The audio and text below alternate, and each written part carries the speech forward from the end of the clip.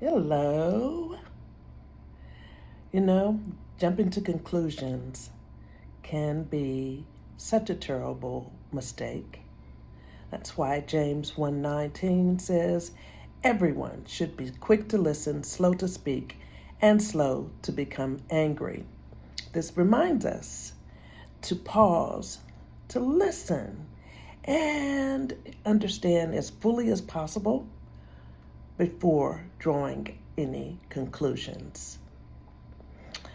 Philippians 2:4 says, not looking to your own interests, speak each of you to the interest of others.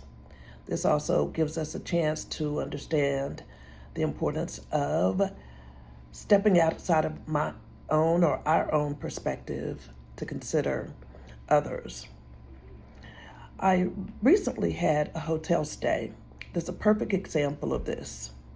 And what happened was I was there during snow days in Austin, Texas in January 2026. And I had laundry to do, so I went downstairs on a Saturday to get changed, to get quarters for the machine. And I was new there, and the receptionist told me that I might want to go to their property next door since they had a lot of servicemen. I think that the National Guard men were there and that they were going to be washing their clothes. Now, true enough, there were National Guardsmen in some of the local hotels at the time. And indeed, I even encountered one on a previous occasion washing their clothes, and there was only one washer and one dryer operating, and I had to wait, and then I even stepped away and came back. I said all of that to say those guardsmen had been there for a while. I had not. The person that told me that maybe I could step next door did not know I had a disability, and that walking in the snow, even though it was only several yards away, was extremely risky for me. And so they did not know that.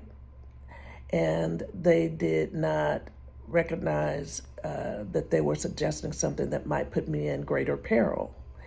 In my thinking, the guardsmen probably, with their boots and the kind of attire that they wear, their physical fitness, and the fact that typically they are in better shape, they might have been better people to have to walk to the property next door.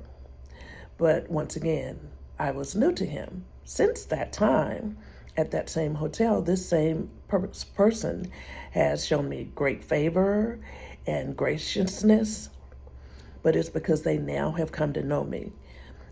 What I did not know, and it doesn't matter, is whether the higher-ups had told him to say something like that to the new guest. I did not know whether he was a serviceman or himself or in the reserves or was from a military family and felt that they needed to be given priority treatment. What he did not know, as I stated, is that I had a disability. And what he did not know is that I would end up staying there longer and becoming a long-term resident, just like those guardsmen had been. And so, had I gotten offended and said, what do you mean, go next door? What do you mean, go out in the snow?